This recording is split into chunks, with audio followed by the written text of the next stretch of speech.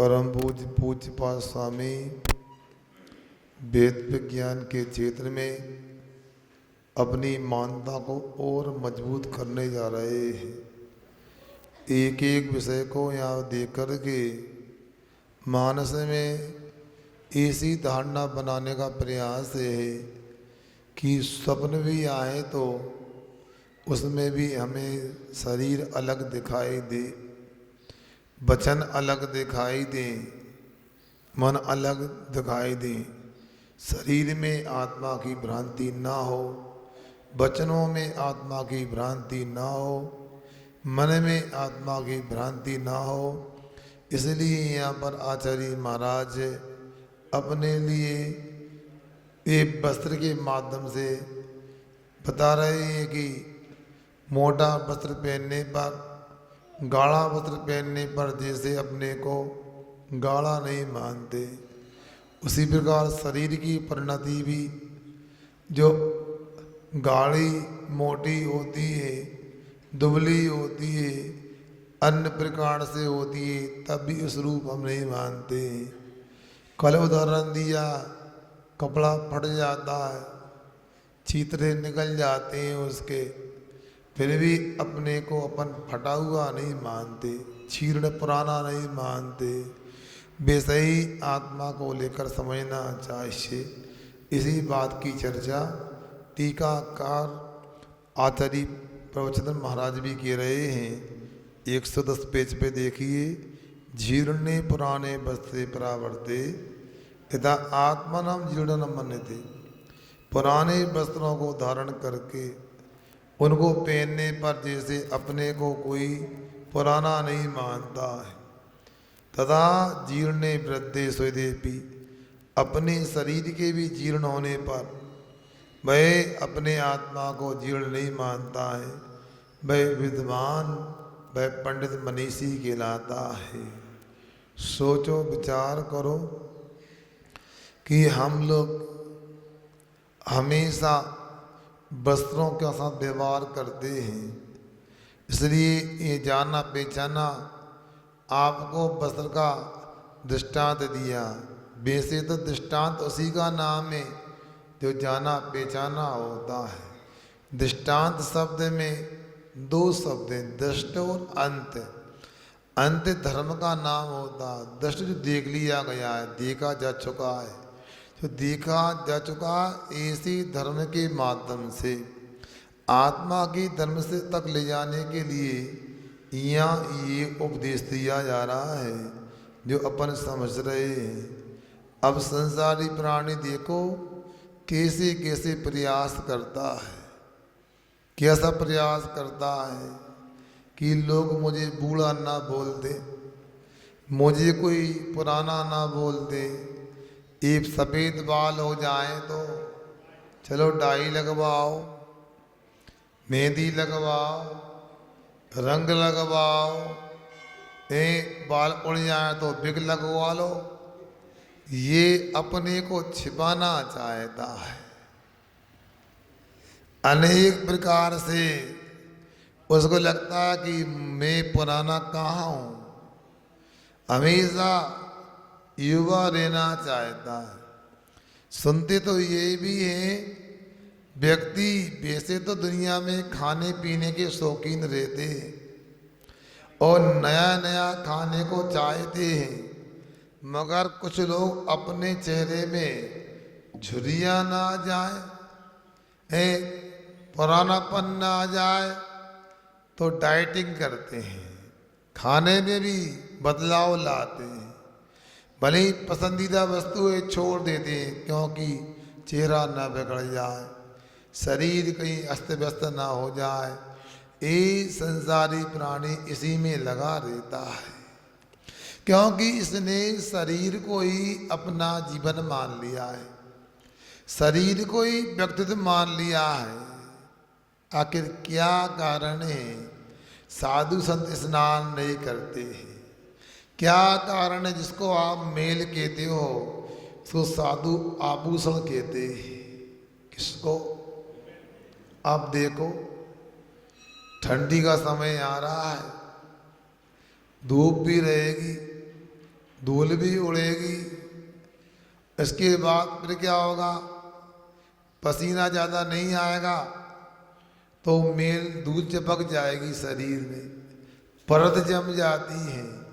बाजू बंद पहनते ना आप लोग, वैसे महाराज जी क्या एकाध सूत की परत जम जाती है। कई महाराजों को आपने देखा भी होगा।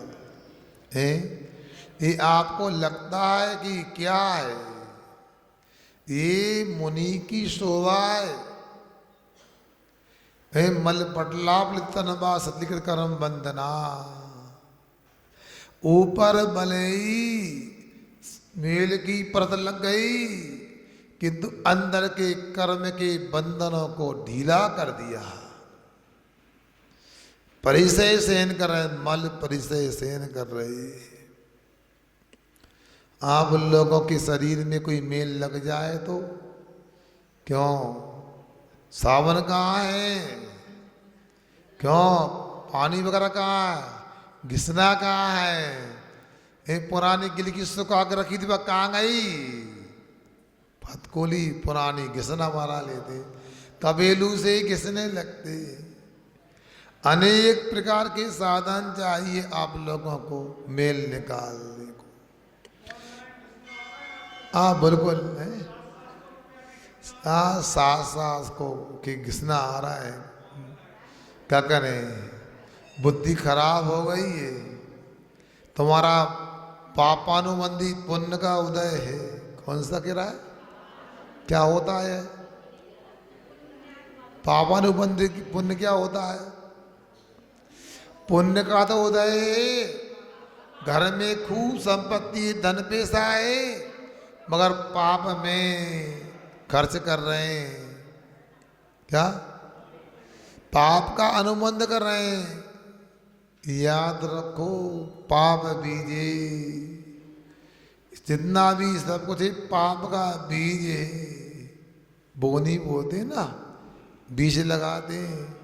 ऐसे ही जितना भोगों को भोगोगे, पुण्य से बीज मिला है, पुण्य की सामग्री मिली है। और उस पुण्य की सामग्री को परमार्थ में लगाओगे तो पुण्यानुबंधी पुण्य हो जाएगा, और संसार में विषय में लगाओगे तो पापानुबंधी पुण्य हो जाएगा। ये सब हमारा पुण्य का उदय जिनवाणी में पढ़ने सुनने मिल रहा है, सबको कहाँ मिलता है। अब सोचो विचार करो, ये बड़ा दुर्लभ है जो यहाँ कहा जा रहा है। हम लोग कहाँ कहाँ कैसे कैसे खर्च करते हैं, क्या आवश्यकता है। सही बताऊं, मैं पिछले 30-35 वर्ष में अनुभव किया है, जीवन के लिए पैसे की आवश्यकता है ही नहीं। बोलो, आप मेरी बात स्वीकार करते हो, जीवन के लिए पैसे की आवश्यकता है। क्या कह रहा है? यदि पैसे की आवश्यकता यदि है तो मुनि महाराज का जीवन कैसे चलता है। अब आपने के लिए ग्रस्त में रहेंगे तो पैसे की आवश्यकता है। आज से 150-200 वर्ष पुराने इतिहास में जाओ, वस्तु विनिमय होता था, मुद्रा विनिमय नहीं होता। फिर पढ़ो इतिहास, है गेहूं बेच के शक्कर ले आओ, है चना बेच के नमक ले आओ। यह छत्तीसगढ़ में तो अभी भी चलता, कई जगह और गांव में अभी भी चलता है। कहाँ आवश्यकता है, अदला बदली। तराजू के एक पालने पे गेहूं चढ़ा दो, दूसरे पाँव पलड़े में सब्जी तोल लो। क्यों भैया बताओ। फिर वहाँ पैसे की आवश्यकता है, बातें करते हो पैसा है। और दूसरा, आज भी जमाना थोड़ा बदल रहा है। क्या होता है, कैशलेस पेमेंट, नकदी रहित। अब मुझे तो ये लगता है भैया अपन ने दीक्षा ले ली और दीक्षा लेने के बाद भी रुपया हाथ में नहीं है तो इन भैयों के पास भी तो रुपया नहीं है, बताओ कहाँ तुम्हारे भाग में है? बस 1 लाख रुपया का सौदा हुआ, कचो नहीं है डायरी में मोबाइल पे आगा 1 और 5 जीरो रख देंगे होगा, कहा है मन की शांति हो गई। बताओ क्या है, नोट गिनने का भी अलग आनंद होता था, नोटों को देखने का भी आनंद होता था। अब कल नहीं परसों लोग लेके आए ना 444 लेके आए थे, वो कैसे लग रहे थे, नई नई गड्डियां। बताओ दिवाली पे नए नोटों की अलग होल्ड लगती थी, बैंक से लाते नए नोट दो भाई। तो कहने का मतलब तुम्हारी जिंदगी में अब क्या बचा, तुम ना साधु ना ग्रस्त कुछ नहीं हो। ग्रस्त बोला गृहस्थी मेरा तो नोटों की आवश्यकता पड़ती है, क्या आवश्यकता है बताओ, तना मोबाइल चटकाते सब्जी मिल गई, थोड़ा चटकाओ बस का टिकट मिल गया, यूं करो कपड़ा मिल गए, जाना भी घर बैठे मिल जा। कहा को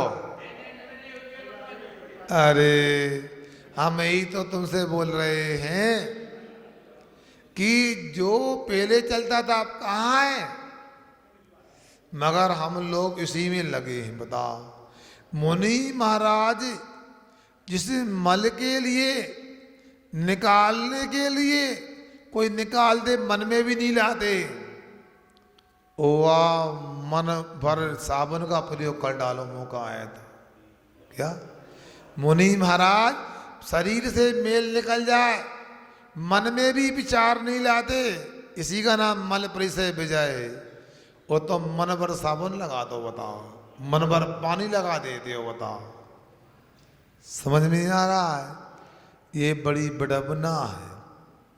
मुनिराज उस मल के माध्यम से असंख्यात गुणी कर्मों की निजरा करते हैं, और श्रावक वही मल के माध्यम से असंख्य पापों का आश्रम बंद करता है।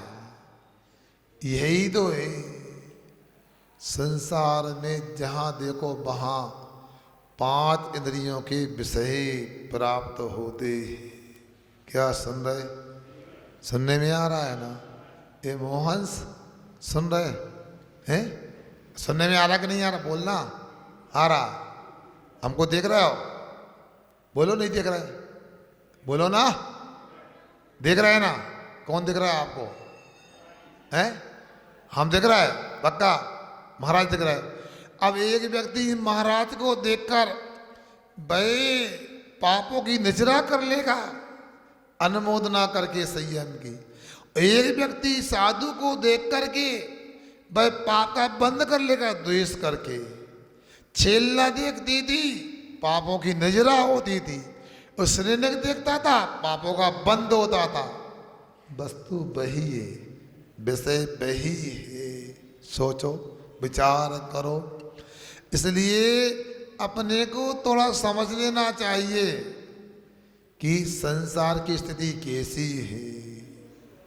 बताओ अभी आप देखोगे ये भवन बना है, नया बना है, कब तक रहेगा जी, कितने साल रहेगा, 40 साल रहेगा।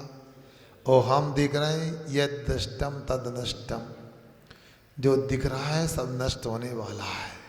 नजरिया देखो क्या है, इस शरीर की सेवा करें। क्यों, पुस्तक तो बहुत पीछे रखी, हाँ क्या कहा, ये बताया जा रहा है कि आखिर अपने नजरिया को बदलना है। मुनि महाराज भी संसार में रहते हैं, और जो मुनि नहीं असंयमी भी संसार में रहता है, नजरिया अलग अलग है। और सुनो, तुम लोग इतनी हिंसक सामग्री का उपयोग करके साबुन का, शैम्पू का, सुनो क्रीम का, पाउडर का, अनेक प्रकार के तेलों का, इत्रों का, परफ्यूम का, क्या डीआर का, डियो, अच्छा डी भूल जाते हैं, डियो, इन सब का उपयोग करते हो, और तब भी देखो आप सुंदर नहीं बनते हो, जैसे हो वैसे रखे रहते हो।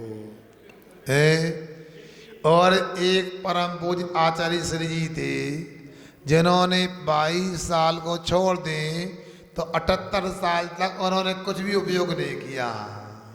साबुन लगाते थे, क्रीम लगाते थे, पाउडर लगाते होंगे, क्या नहाते थे, मगर कैसे लगते थे बोलो।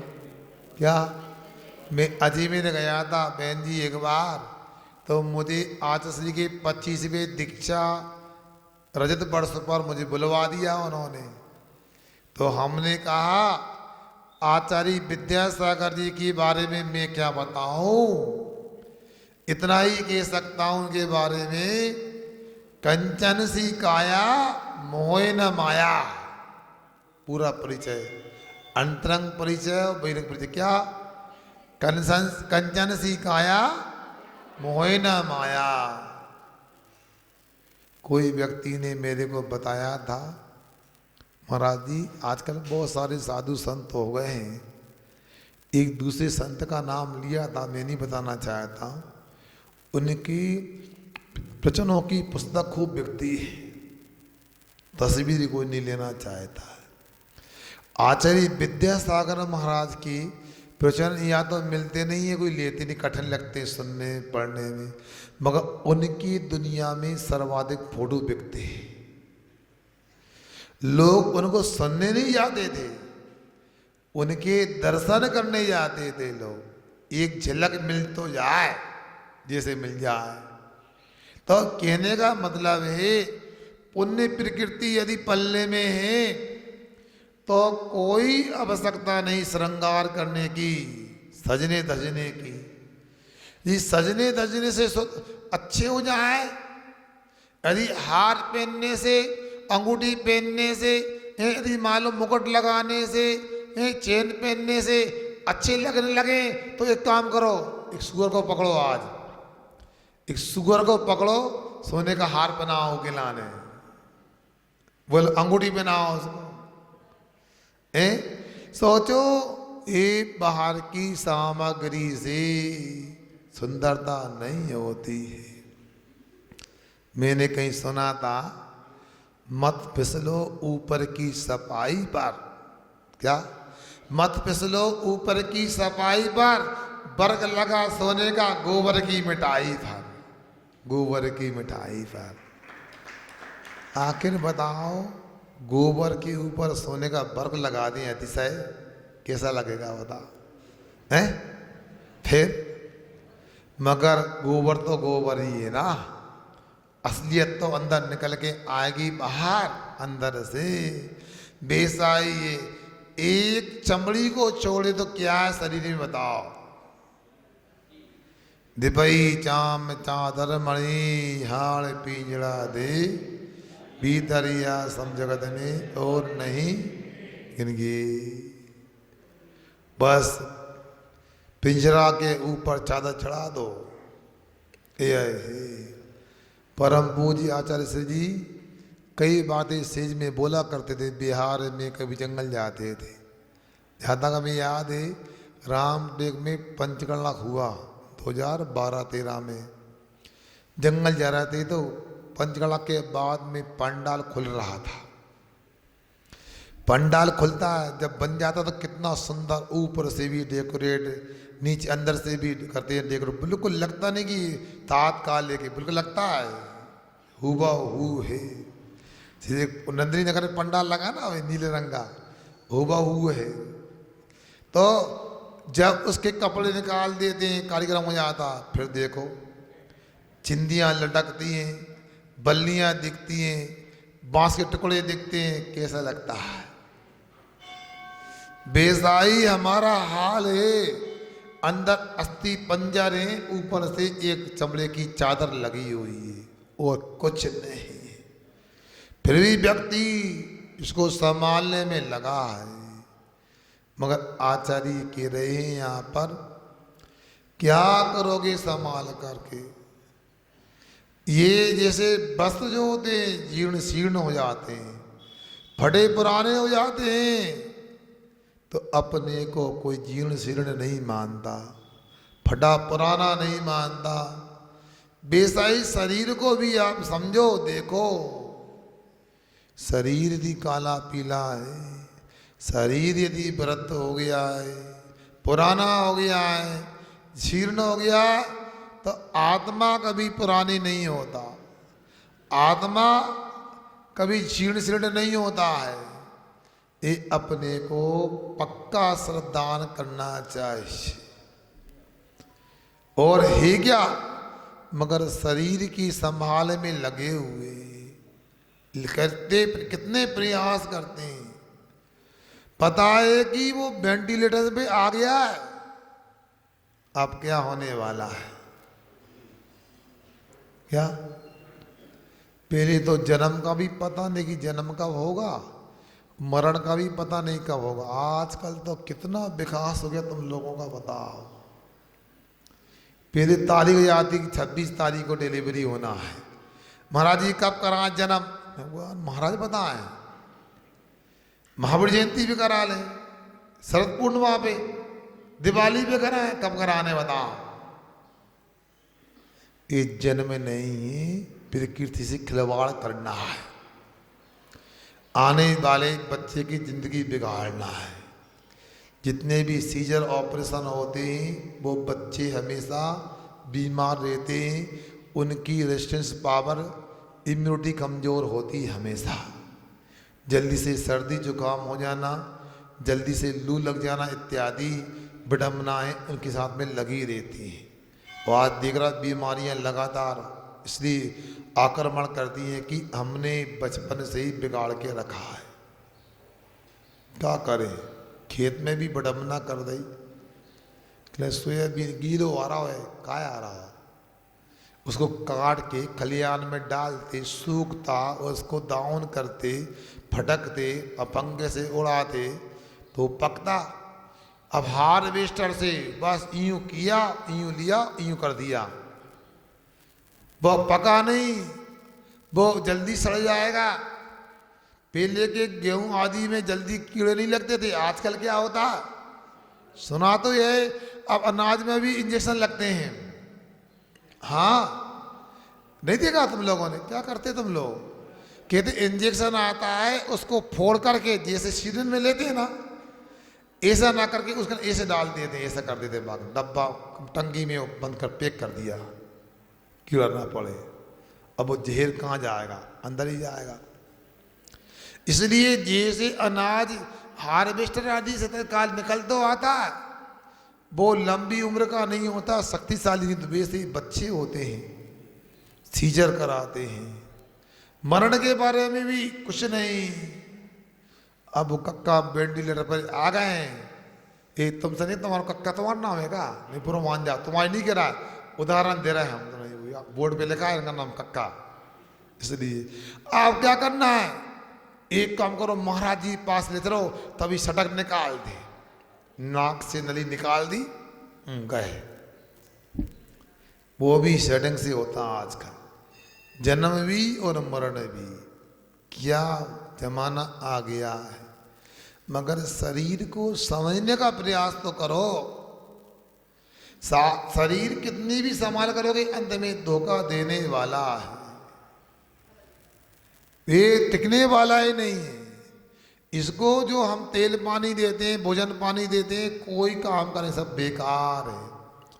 अब दिवाली का सीजन आ रहा है, मिठाइयाँ बनेंगी, व्यंजन बनेंगे, काहे से बनेंगे, अरे मावा की छोड़ो तुम, घी से की तेल से, संभल के बोलियो, हम बात पकड़ लें। हाँ है, अब घी से बनाओ तो गड़बड़, तेल से बनाओ तो गड़बड़। आप कहाँ से बनाओ, जो तेल आता है ना, उसमें कल नहीं परसों पढ़ा था हमने, 70-80 प्रकार के केमिकल का प्रयोग हो रहा है, जिनका सीधा कैंसर से संबंध है। डबल रिफाइंड चाहिए, ट्रिपल फाइव, सपोला, वो पता नहीं कौन कौन से, सोया है। आपका हमारा आपको कैसे पता, अरे बिहार करते हैं, दीवालों पे बोर्डों पे विज्ञापन लगे रहते हैं, बता कहीं प्लांट वगैरह मिलते हैं, तो बिल्कुल तेल ऐसा चमकीला दर्पण की तरह ट्रांसपेरेंट होता। कैसे होता? पूरे फाइबर निकाल दिए, फिल्टर करके अंदर के जो तत्व थे सब नष्ट कर दिए।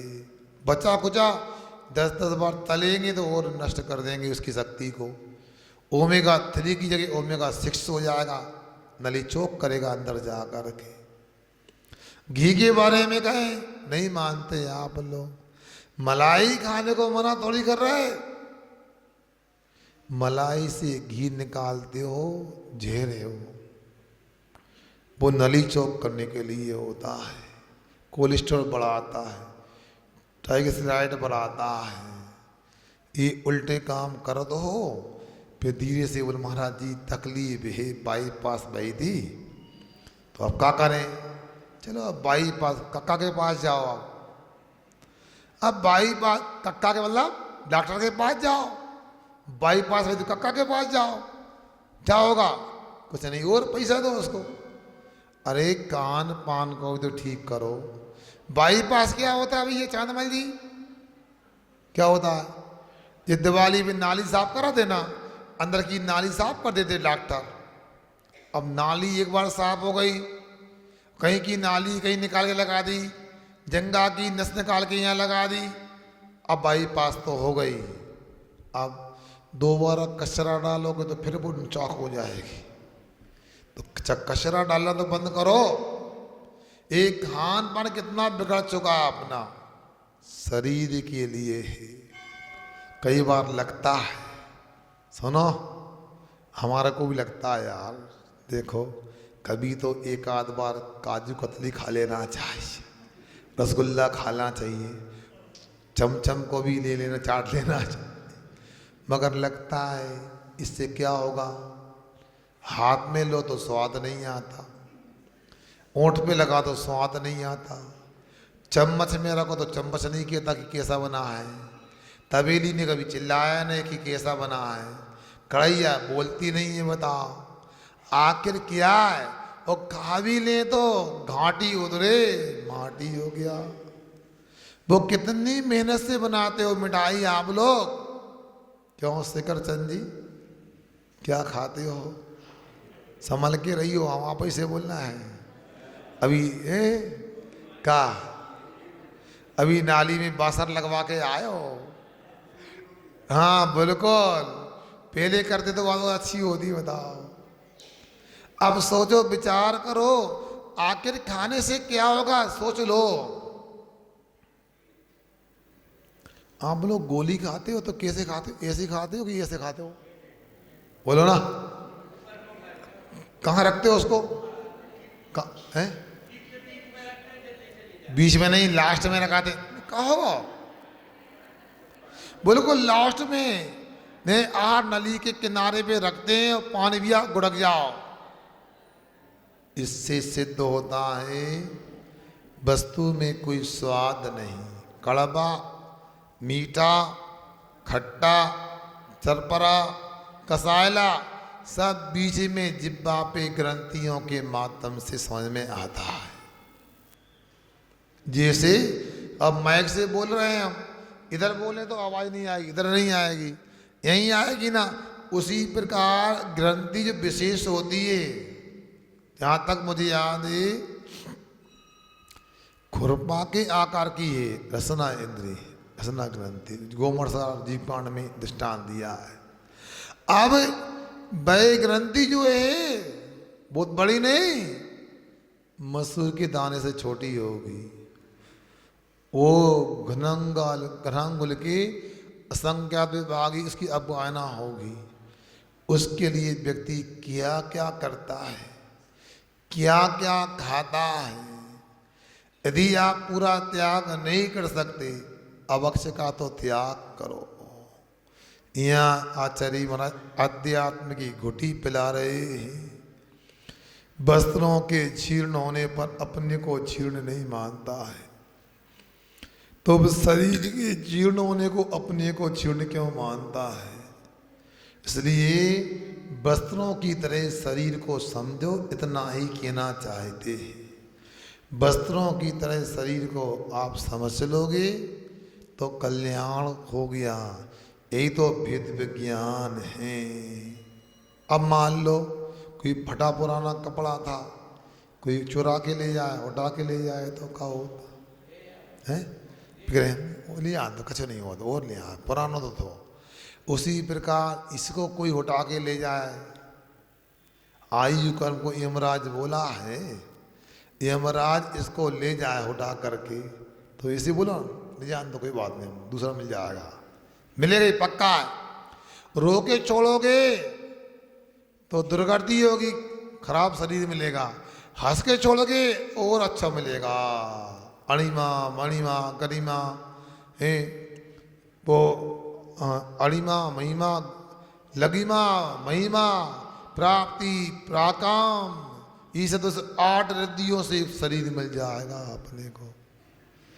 क्यों? हंस के करो।